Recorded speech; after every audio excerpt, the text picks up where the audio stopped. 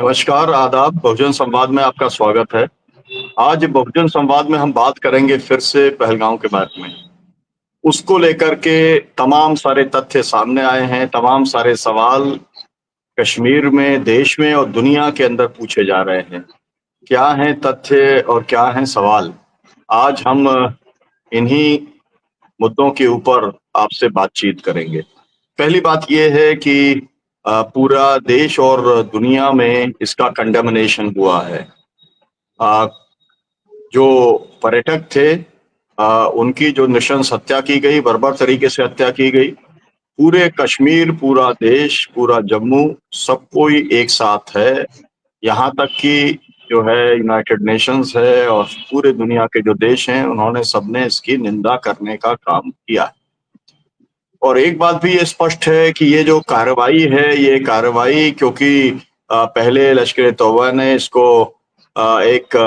इसे ओन किया था, बाद में उन्होंने एक डिसोन भी किया। उन्होंने जो ऑर्गेनाइजेशन का नाम लिया था, उस ऑर्गेनाइजेशन ने भी डिसोन करने का काम किया।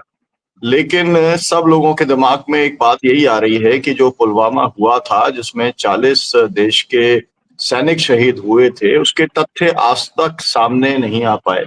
उसके दोषियों को आज तक सजा कानूनी तौर पर नहीं मिल पाई। तो अभी जो कुछ हुआ है, इसकी जाँच किस स्तर पर हो रही है, उसमें कितनी ट्रांसपेरेंसी है, उसका टर्म्स ऑफ रेफरेंस क्या है, ये सब बातें जो है लोग जानना चाहते हैं। और इसी बीच आपको मालूम है कि प्रधानमंत्री महोदय अपना दौरा कैंसल करके सीधे बिहार चले गए थे और अंग्रेजी के अंदर उन्होंने कहा था कि विल ट्रैक डाउन। अब वो ट्रैकिंग उनकी किधर चल रही है, कहाँ तक वो पहुँच पाए हैं, ये उनको नहीं तो हमारे रक्षा मंत्री को देश को बताने का काम करना चाहिए। लेकिन अभी जो वो बता रहे हैं वो ये है कि जाति जनगणना बहुत ज़रूरी है। बिहार की तैयारी ज़्यादा ज़रूरी है राष्ट्रीय सुरक्षा से। इस तरीके की बातचीत चल रही है। तमाम सारे तथ्य हैं, तमाम सारे सवाल हैं। हमारे साथ में जो पैनलिस्ट हैं, मैं उनसे आपका परिचय कराता हूँ। हमारे साथ में डॉक्टर आफ़ताब कमाल पाशा साहब हैं और बहुजन संवाद के जो दर्शक हैं वो उन्हें अच्छे तरीके से जानते हैं। उनके एनालिसिस जो है वो बहुत बेबाक होता है, तथ्यों के ऊपर आधारित होता है। हमारे साथ में शैंको साहब भी जुड़े हैं पॉलिटिकल एनालिस्ट के तौर पर और हमारे साथ में फिरोज़ मीठी बोरवाला भी जुड़े हुए हैं। तो मैं सबसे पहले पाशा जी, मैं आपसे जानना चाहूँगा कि कौन से तथ्य हैं और कौन से सवाल हैं जिसके ऊपर पहलगाम पे जब चर्चा की जाए या सोचा जाए या किसी आशा जी। जी, जी। देखिए पहलगाम का जो वाक़या हुआ ये पहला नहीं, आतंकी पहला वाक़या नहीं है। इससे पहले कई हमले हुए हैं, आतंकी हमले क्रॉस बॉर्डर का नाम दिया गया है और सबसे मुख्य सवाल ये होता है कि अगर घुसपैठी पाकिस्तान की तरफ से आए हैं, तो ये कैसे आए? कि बॉर्डर फेंसिंग हुई है, हमारे हज़ारों जवान वहाँ तैनात हैं और सैटेलाइट्स हैं और कड़ी सुरक्षा है, तो ये सवाल सबसे बड़ा उभर के आता है। दूसरा कि जम्मू कश्मीर की सरकार को पता था कि समर के वेकेशन में पूरे भारत से ही नहीं, बाहर से भी पर्यटक आते हैं, उनकी सुरक्षा की उनकी ज़िम्मेदारी है और 2 हफ्ते पहले होम मिनिस्टर भी गए थे, जिसमें उन्होंने आला दर्जे की मीटिंग कराई, जिसमें मुख्यमंत्री को शामिल होने नहीं दिया गया था, सिर्फ गवर्नर और आर्मी और पुलिस चीफ उसमें शामिल थे। और इसके बावजूद भी जो है ये आतंकी हमला हुआ, जिसमें उन्होंने चुन-चुन के कुछ एक मज़हब के लोगों को निशाना बनाया। तो अभी तक तो कई मकान उड़ा दिए गए हैं बुलडोज़ से, डायनामाइट से कि उनके शक था कि ये उनके साथ दिए हैं कश्मीर में, उनका मुलविज़ है। 2000 से ज़्यादा लोगों को गिरफ्तार किया गया है आस-पास के इलाकों से और एनआईए नेशनल इन्वेस्टिगेटिव एजेंसी को सौंप दिया गया है इस पूरे मामले की जाँच-पड़ताल करे। आप जानते हैं कि एनआईए जो है इतनी जल्दी इंक्वायरी रिपोर्ट सबमिट नहीं करते हो, पूरी अच्छी तरह से हर पहलू पे निगाह रख के हर एस्पेक्ट पे गहराई से उसको जान के बाद में ही नतीजे को पहुंचते हैं। तो ये कहाँ लैप्स हुआ है? गवर्नर की तरफ से हुआ है, होम मिनिस्टर अमित शाह की तरफ से हुआ है, या पुलिस या आर्मी की तरफ से हुआ है, या national security agency Ajit Doval की तरफ से हुआ है, या और कोई इसमें शामिल है? अभी तक कोई जिम्मेदारी लेने के लिए तैयार नहीं है। जिस तरह से पुलवामा का हुआ पहले, पहलगाम में हुआ, उसका भी कोई अभी तक इंक्वायरी आके कोई जिम्मेदार या दोषी करार नहीं दिए गए हैं। तो ये सिर्फ कश्मीर का मामला नहीं है, भारत का अंदरूनी मामला नहीं है, इससे पड़ोसी देश भी शामिल है। पाकिस्तान को इसमें मतलब इस ठहराया गया है और कार्रवाई करने की ये रिपोर्ट्स भी भर के आ रहे हैं कि आर्मी को फ्री हैंड दिया गया है, कौन से ठिकाने पे कौन से मौके पे क्या करना चाहिए। तो ये गैर जिम्मेदाराना है कि पूरी बागडोर जो है एक आर्मी को दे दी गई है, मिलिट्री को दे दी गई है और पॉलिटिकल लीडरशिप इससे हाथ धोना चाहती है। तो मेरे ख्याल से कोई डेमोक्रेसी में मैं अभी तक सुना नहीं कि पॉलिटिकल लीडरशिप जो है मिलिट्री को इतनी फुल आजादी दे देंगे कि कुछ भी करो, आप क्या भी करो, आप इसको निपटाओ। दूसरी तरफ ये है कि बहुत सारे देश इस पे खंडन किए हैं, लेकिन चिंता भी प्रकट किए हैं कि ये कॉन्फ्लिक्ट दो न्यूक्लियर पावर के बीच में हो सकती है और थर्ड पार्टी भी शामिल हो सकते हैं इसमें, चाहे वो चीन हो या बांग्लादेश हो या इजराइल हो या कोई और देश हो। और कई देश मध्यस्थता के भी, गुड ऑफिसर्स के भी प्रयास किए हैं, जैसा कि ईरान है, इजिप्ट है, और अमेरिका भी पेशकदमी से आया है, और सऊदी अरब भी करने के लिए आगे बढ़ा है।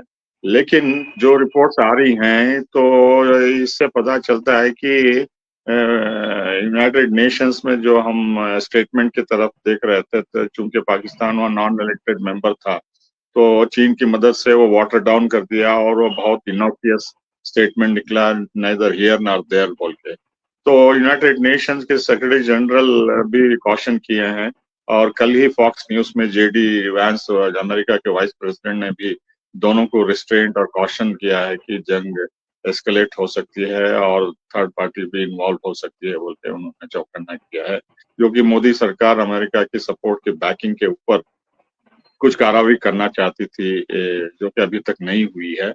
लेकिन असल बात यह है कि अमेरिका जो है इस पाकिस्तान को 100% दोषी करार देना नहीं चाहता है, क्योंकि वो मेजर नॉन नेटो अलाई है और पाकिस्तानी मिलिट्री और आईएसआई के ताल्लुकात अमेरिका से काफी गहरे हैं, और ये मान के चलते हैं कि चीन की लड़ाई में पाकिस्तान का सपोर्ट होना बहुत जरूरी है। हालांकि इंडिया का भी सपोर्ट वो चाहते हैं, चाहे तिब्बत के मामले में हो या कोई और मामले में।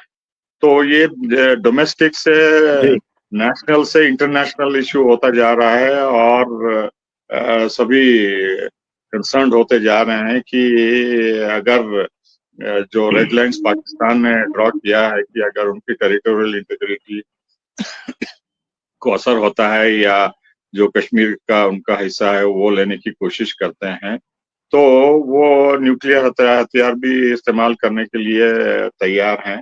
और कौन फर्स्ट यूज की धमकी देता है या एक्चुअली इस्तेमाल करता है, इसके असरात क्या होंगे। जी लेकिन जो भी है, मासूम लोग इसमें काफी असरदार होंगे, फौज के जख्मी और कैजुअलिटीज भी होंगे, नुकसान होगा इकोनॉमिकली, जो हम आगे बढ़ना चाहते हैं उस पर भी काफी असर होगा।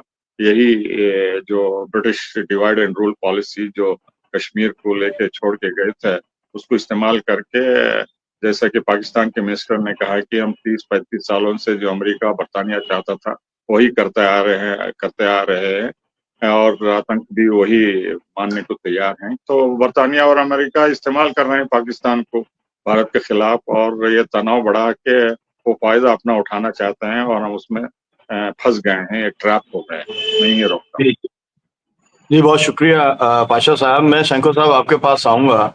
आपसे मैं जानना चाहूंगा, देखिए पूरे देश में तमाम सारे लोग ऐसे हैं जो कह रहे हैं कि बिल्कुल फैसला कर लो, तत्काल हमला कर दो, तत्काल जो है युद्ध चालू कर दो। कोई कह रहा है कि आप जो है सिंध है, कोई कह रहा है कि बलूचिस्तान है, इंदिरा गांधी ने किया था, बांग्लादेश अलग कर दिया था, तो आप बलूच को जो है बलूचिस्तान अलग कर दो। तमाम सारी बात हो रही है। मेरा आपसे सवाल ये है कि पंजाब में किस तरीके का माहौल है? जहां तक बहुजन संवाद का सवाल है, हम जो है युद्ध के खिलाफ हैं, हम लोग शांति के पक्ष में हैं। और हम जो है, आप लोगों ने, अगर जो दर्शकों ने नहीं देखा है उन्हें जरूर पढ़ना चाहिए। ललिता रामदास का एक पत्र है जो उन्होंने जो लेफ्टिनेंट जिनकी मौत हुई है, हत्या हुई है जिनकी, उनकी पत्नी को लिखा है। और उसके अंदर उन्होंने कहा है कि आपने बहुत खूबी के तरीके से कहा है कि इस पूरे कांड के लिए मुसलमानों को या कश्मीरियों को या किसी और को दोषी मत ठहराओ, हम जस्टिस भी चाहते हैं लेकिन पहले हम पीस चाहते हैं। तो पंजाब के अंदर जो पॉलिटिकल पार्टीज हैं, पंजाब के अंदर जो लोग हैं, क्योंकि सबसे ज्यादा फौज के अंदर लोग जो है वो पंजाब से आते हैं, वहां पर क्या वातावरण है, उसके बारे में आप क्या कहना चाहेंगे? थैंक यू जी।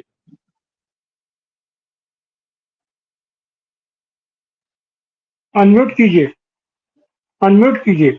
पंजाब में तो एक और लड़ाई शुरू हुई है, पंजाब वर्सेस सेंटर, वो है पानी की। आपने देखा होगा कि बीबीएमडब्ल्यू पे किस तरीके से जो सारा पिछले समय में बुलडोज किया गया है। उसमें शेयर होल्डर है, पंजाब है, हरियाणा है, दिल्ली। इस मामले में तो मैं बाद में आऊंगा जो आपने क्वेश्चन किया है। अभी तो कंसर्न ये बन गया है, और सारा पंजाब जो दिल्ली दरबार है या जो हरियाणा के जो भी लोग हैं, जो जैसे धौंस से आप देखिए कि उन्होंने जैसे बीबीएमबी के ऊपर कंट्रोल किया, और जहां जो पंजाब के रिप्रेजेंटेटिव थे जो वाटर को रेगुलेट करते थे, कैसे उनकी बदली की, उनको वहां से निकाला और ऑर्डर कर दिया कि इतना पानी 8500 क्यूसेक पानी छोड़ा जाए।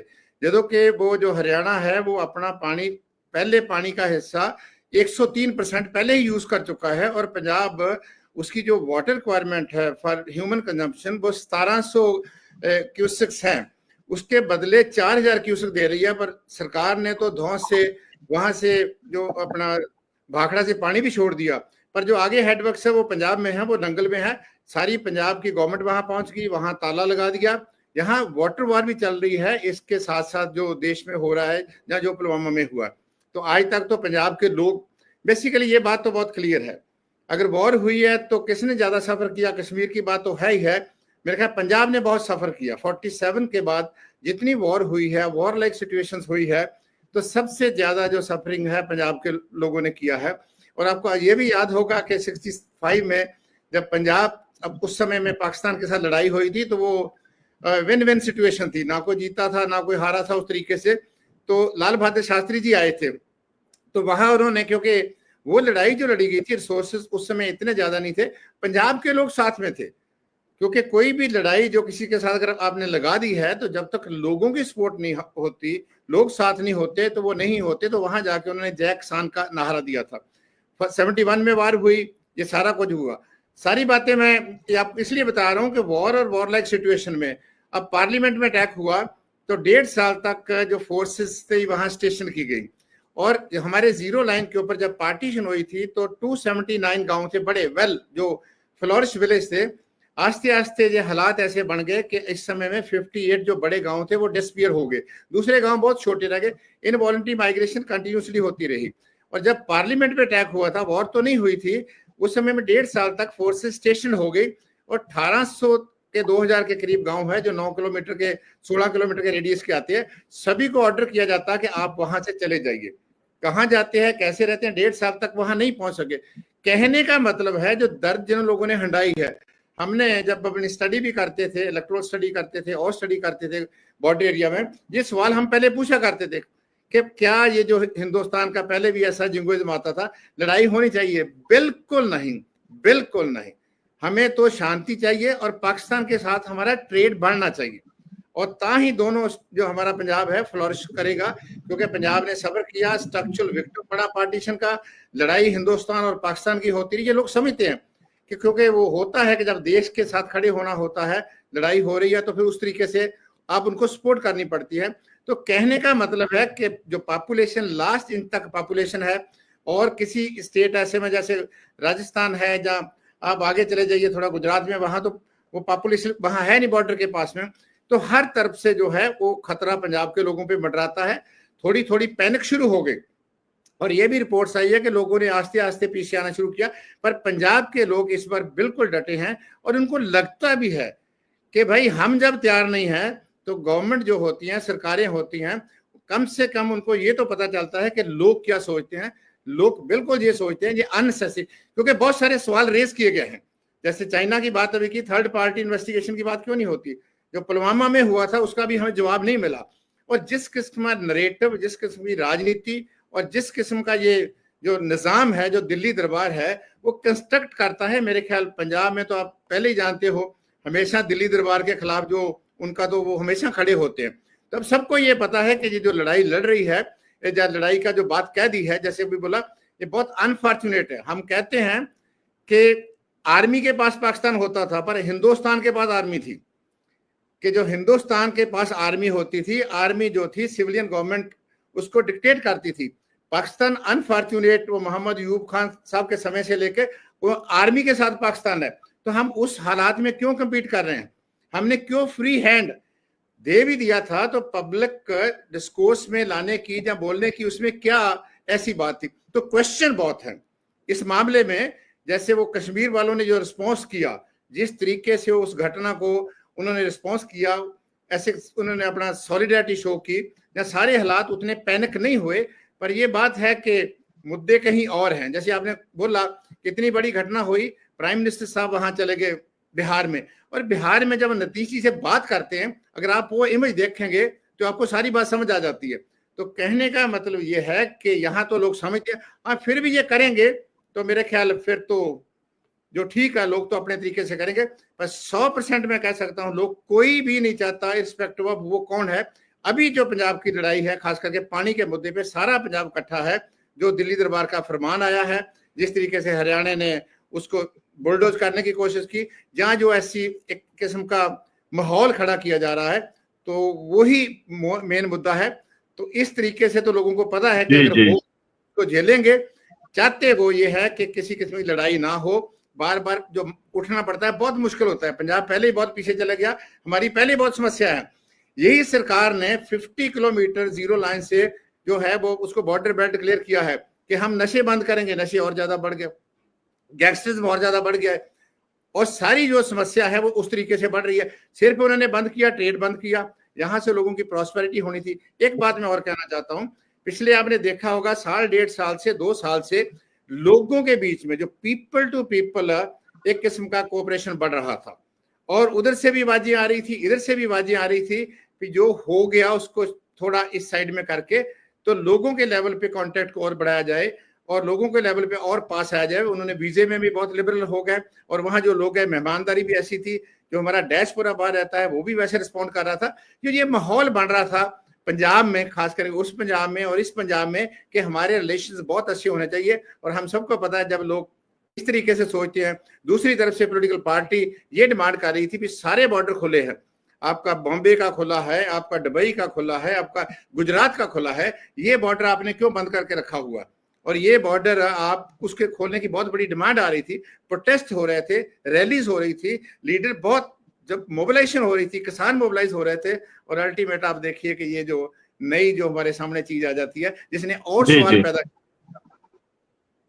जी। ये देखिए, हम लोग ये बात को अच्छे तरीके से जानते हैं कि जो फौज है, पाकिस्तान की फौज, वो किसी भी स्थिति के अंदर नॉर्मल सी नहीं चाहती है। और हमारे यहाँ पर भी अगर फौज के ऊपर ही सब छोड़ दिया जाएगा तो फिर हालात बिगड़ने ही वाले हैं। हालात के अंदर कोई सुधार नहीं हो सकता है। लेकिन बहुत ही इम्पोर्टेंट है पंजाब और पंजाब के लोगों की भूमिका।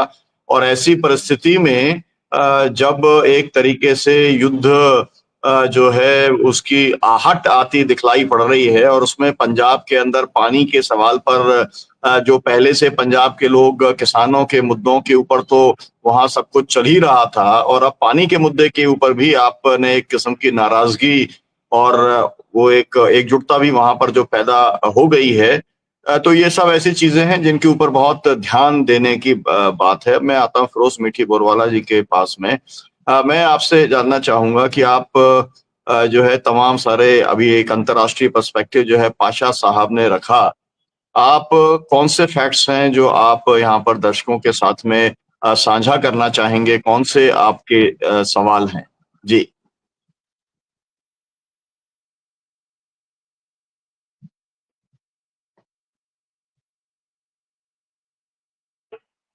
जी बोलें, आपका अनम्यूट आवाज नहीं आ रही है, अनम्यूट कीजिए आप पहले। Sorry yes okay okay fine. हाँ जी सुलम जी, हम लोग ने मिलकर, आप भी उसमें शामिल ही थे, हम लोग ने मिलकर ही किया था। पुलवामा को लेकर भी हम लोगों ने बहुत सारे तथ्य और सवाल सामने रखे थे और उसका एक देश में मैं मानता हूँ कि बड़े पैमाने पर चर्चा हुई थी, मगर एक नेशनल कमीशन इंक्वायरी कभी देश में बनी नहीं। इस बार पहलगाम पे तो इतने बड़े पैमाने पे लोग बात कर रहे हैं कि बहुत सारी चीजें खुल चुकी है, मगर एक एलिमेंट है जिसपे बात नहीं हो रही है। 19 अप्रैल मोदी जी नहीं गए, उस पर बात हो रही है, मगर जेडी वैंस इंडिया में आना, मैं आपको 4 हादसे बता सकता हूँ जो एक अमेरिकन अधिकारी या प्रेसिडेंट या प्राइम मिनिस्टर आता है, वाइस प्रेसिडेंट आता है और उस पर होता है। सन 2000 में जब बिल क्लिंटन इंडिया आए थे तब छिट्टी सिंह पोरा मैसेकर हुआ था, 36 सिख मारे गए थे।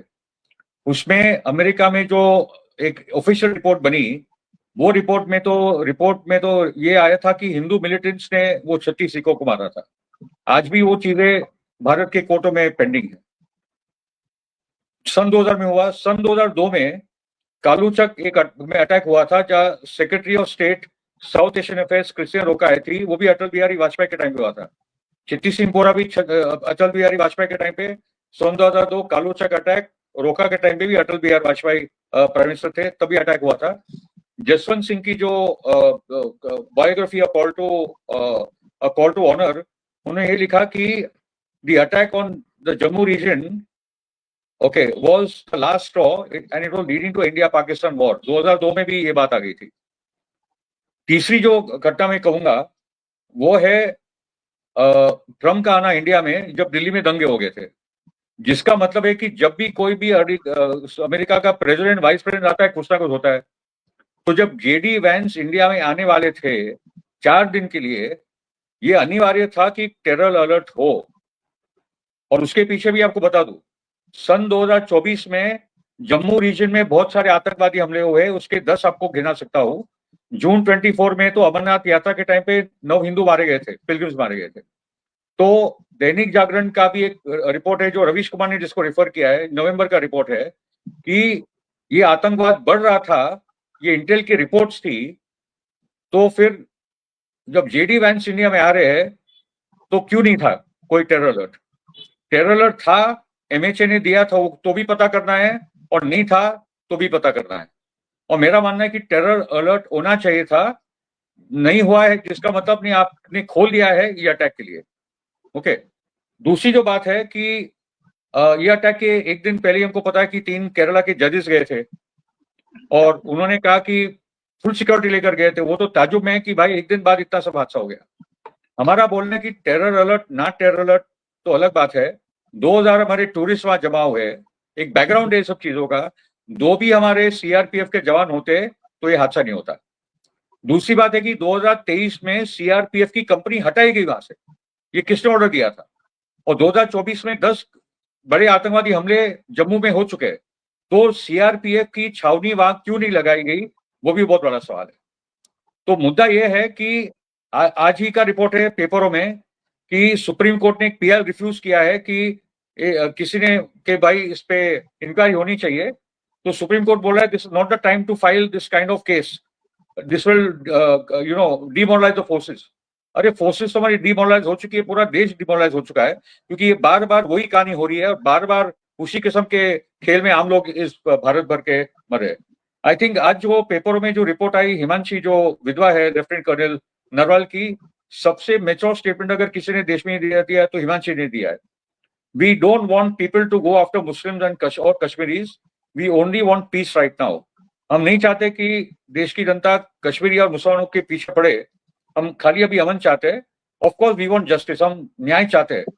The government should take precise steps to go against specifically those who did wrong. जिन्होंने किया है उसके खिलाफ सरकार को जाना चाहिए।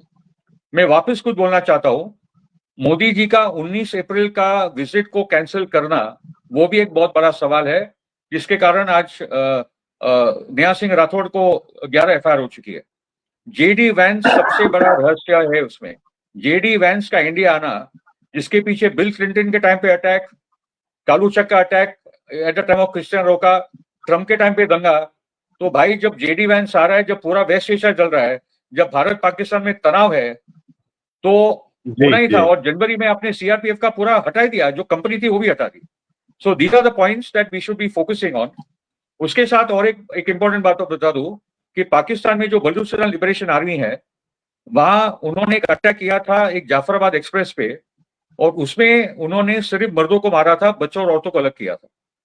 और पाकिस्तान का बोलना है कि जो बलूचिस्तान लिबरेशन आर्मी है और जो तहरीक तालिबान है, दोनों आर बैक्ड बाय इंडिया।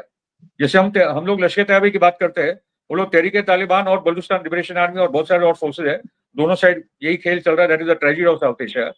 तो जो अविनाश मोहरानी है, जो इंटेलिजेंस ब्यूरो के बहुत बड़े अधिकारी रह चुके हैं, कश्मीर में उन्होंने बहुत बड़ा काम किया है, वो अविनाश मोहरानी का आर्टिकल भी पढ़ना और समझना बहुत आवश्यक है। And I'll just go with what Aftab Kamal Pasha is saying. I think what we should be demanding, एक तो हम लोगों ने बायलैटरल एक्सचेंज की कोशिश की थी 26/11 के बाद, तुम्हारी फाइल मेरी फाइल, वो टाइम पास चलता रहा, 26/11 सब लोग भूल गए।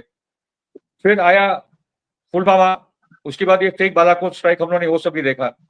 अभी आ गया पहलगाम। जब पूरी दुनिया हमारे साथ है, तो हम लोग इंटरनेशनल इंक्वायरी की हम लोग क्यों नहीं बात कर रहे? पाकिस्तान और चाइना वो बात कर रहे हैं। India should be demanding an international inquiry into Pahalgam. Why are we running away from it? इसलिए बहुत सारे लोग दुनिया में बोल रहे कि ये पूरा फॉल्स फ्लैग टेरर हुआ है। जैसे सुपारी मर्डर में एक सुपारी दी जाती है, किसी को दी जाती है, करने वाले को पता भी नहीं वो क्या करने आए, उसका तो मर्डर करना है वो कर डालता है। ऐसे ही सुपारी आतंकवाद होता है कि ऊपर के लेवल पे डीलिंग हो जाती है, जो आते हैं, और ये देखे जो आए थे उनको पता था उनके पास वक्त है, नहीं तो ये हिट एंड रन होता। उनके पास मशीन गन से वो आते, भून डालते 200 लोग को और भाग जाते 5 मिनट के अंदर। ये आराम से वहां रुककर सबको तुम्हारा नाम है, तुम्हारा पता, तुम हिंदू हो, क्या हो, कलमा आता है नहीं आता, ये सब पूछ रहे। आधा घंटे के लिए सब तमाशा चलता रहा। 1:30 बजे अटैक हुआ और 3 बजे हमारे लोग पहुंचे वहां। और ये जो बहन है, और ये जो विनय, लेफ्टिनेंट विनय की जो बहन है, वो बोलती कि अगर टाइम पे ये आ जाते तो मेरा भाई बच जाता। इसलिए अमित शाह ये बात एकदम स्पष्ट है। जी, ओके, धन्यवाद।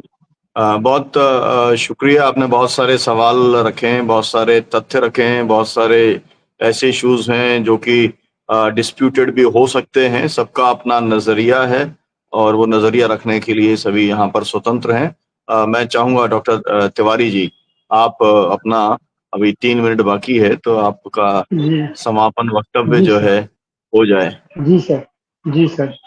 देखिए, जो हमारा वर्तमान नेतृत्व है, इसका तो स्पष्ट है कि ये युद्ध कर ही नहीं सकता है। यहाँ सामने जनतांत्रिक तरीके से भी अगर कोई आदमी सीना तान करके सामने खड़ा हो जाता है, फिर दुम दबा करके भाग जाते हैं, क्योंकि ये लोग मूलतः अपराधी हैं और व्यवसायी हैं। तो ये व्यापार करना जानते हैं, युद्ध करना नहीं जानते। युद्ध की पृष्ठभूमि अगर देखना हो तो जर्मनी में हिटलर जब युद्ध कर रहा था, मुसोलिनी कर रहा था, तो उसने अपने यहाँ उसके लिए पूरा माहौल तैयार किया, सैनिक प्रशिक्षण किया, इस्पात उत्पादन किया, तरह तरह किया। लेकिन हमारे यहाँ क्या है कि पिछले 12 सालों में इनके यहाँ सैनिक भर्ती के नाम पर अग्निवीर भर्ती किया गया एक बार खाली। तो आपके पास सेना है नहीं, आप सेना को फ्री हैंड क्या दोगे? तो ये लोग केवल और केवल बात बहादुर हैं, ये लोग बात करना जानते हैं। इनके जो चीफ हैं आरएसएस प्रमुख, उनका कहना है कि युद्ध के लिए हमारे ये स्वयंसेवक हमेशा तैयार है। तो अगर स्वयंसेवक तैयार है तो भेज दीजिए उनको मोर्चे पर। तो फिर ये सेना को आप कहेंगे फ्री हैंड दे रहे हैं, और सेना के पास आप हरवा हथियार आप उनके पास दे नहीं रहे हो, आपने उनको कंगाल कर दिया। और सबसे बड़ी बात कि तथ्य जो चीज सामने दिखाई पड़ रहा है उसकी जांच होनी चाहिए, लेकिन जांच कौन करेगा? मुंद्रा पोर्ट ही केवल इस पूरे के पूरे साजिश के ये पूरी पृष्ठभूमि बता रहा है। वहां से किस तरीके से ड्रग आता है, वहां के सारे संसाधनों का उपयोग जो टेररिस्ट करते हैं, और ये टेररिस्ट तो तथ्य बता रहे हैं कि ये टेररिस्ट तो शायद प्लांट करके भेजे गए हैं, और उनका मकसद केवल यही था। युद्ध उनका मकसद नहीं है, उनका मकसद है कि यहाँ तनाव पैदा करके देश में एक बार फिर जो देशभक्ति के नाम पर अपना सबको मोबिलाइज किया जाए और बिहार का चुनाव जीता जाए और आगे का भी चुनाव जीता जाए। लेकिन इनके साथ दिक्कत ये है कि अब जनता ये सब कुछ समझ चुकी है, जनता समझती है कि ये कहीं से युद्ध करने वाले नहीं है, कहीं से कुछ नहीं हो सकता है कि एक नौटंकी लोग करें तो और उस नौटंकी में भी कारपोरेट को बीच में रख के कारपोरेट केंद्रित सरकार, कारपोरेट पक्ष सरकार युद्ध कर ही नहीं सकती है क्योंकि उसका जी लाभ कमाना रहता बहुत है। शुक्रिया, बहुत शुक्रिया तिवारी जी। हम किसी स्तर पे कोई भी प्रोवोकेशन जो है किसी के लिए नहीं करना चाहते, क्योंकि हम जो है युद्ध नहीं, हम शांति चाहते हैं, ये बात एकदम साफ है। और जो फोर्सेस हैं वो अपना काम करेंगी, लेकिन एक विशेष संसद के अधिवेशन की बात कही गई थी, वो अधिवेशन होना जरूरी है। पूरे संसद का विशेष अधिवेशन होना चाहिए, देश की सभी पॉलिटिकल पार्टीज को, सांसदों को, और जो से कहा जाता है कि पूरे देश के अंदर जो है ये जो आपको तथ्य सभी लोग जानना चाहते हैं, क्योंकि तमाम सारे सवाल लोगों के दिमाग में हैं। इस कार्यक्रम से दर्शकों को कुछ ना कुछ नया जानने मिला होगा, नया दृष्टिकोण मिला होगा। तमाम सारे सवाल और जो तथ्य हैं वो आपके जहन में आएंगे। हम इसको फॉलो लगातार करते रहेंगे। बहुत बहुत शुक्रिया डॉक्टर पाशा जी, शंखो जी, फिरोज मीठी बोरवाला जी और तिवारी जी बहुजन संवाद के साथ जुड़ने का, और दर्शकों से अपील की वे इसको शेयर करें ताकि ये जो पर्सपेक्टिव है ये अधिकतम लोगों के पास तक हम पहुंचा सकें। बहुत शुक्रिया, बहुत धन्यवाद।